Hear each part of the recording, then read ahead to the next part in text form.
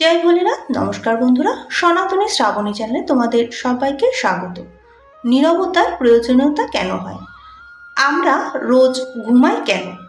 সারাদিন ব্যস্ততার মধ্যে অনেক প্রকারের ভাবনা, বাক্যের আদান প্রদান, বিভিন্ন ক্রিয়াকলাপে নিযুক্ত থাকি। প্রচুর এনার্জি যাতে আমাদের নষ্ট হয়ে যাচ্ছে, তাই রাতে যখন আমরা এই শরীর এবং মনকে ভীষণভাবে ইচ্ছে হয় যে একটু বিশ্রাম দিই। ঘুমানোর সময় মন স্বাভাবিকভাবেই তখন অশান্ত হয়ে ওঠে, তাই এই সময় কোনো ভাবনা আসে না। ঠিক এই রকম যদি সারা দিন মনকে শান্ত রেখে কম ভাবনা নিয়ে চলা যায়, তাহলে প্রচুর এনার্জি কিন্তু আমরা সঞ্চয় করতে পারি। ফলস্বরূপ অল্প সময়ে ঠান্ডা মাথায় প্রচুর ভালোভাবে কাজ করা যায়।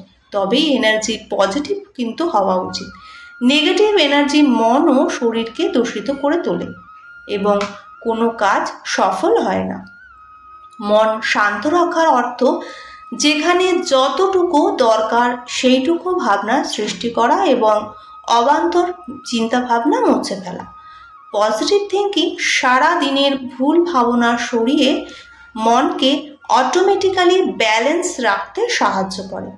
এর ফলে কর্মদক্ষতা বৃদ্ধি পায় এবং কাজের কোয়ালিটিও ভালো হয়।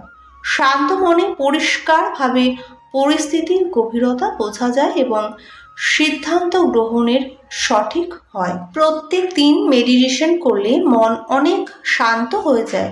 মানুষ ধীরে ধীরে মেন্টালি নেচার হয়ে ওঠে।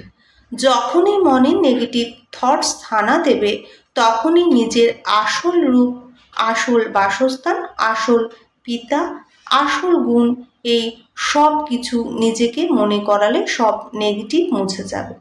আমাদের একটু সজাগতার প্রয়োজন। সামান্য একটু প্রচেষ্টায় নিজের জীবন সম্পূর্ণ বদলে যেতে পারে। তাই আপনার মনকে আপনি ঈশ্বরের কাছে সমর্পণ করে দিলে মন এমনিতেই শান্ত হয়ে যাবে।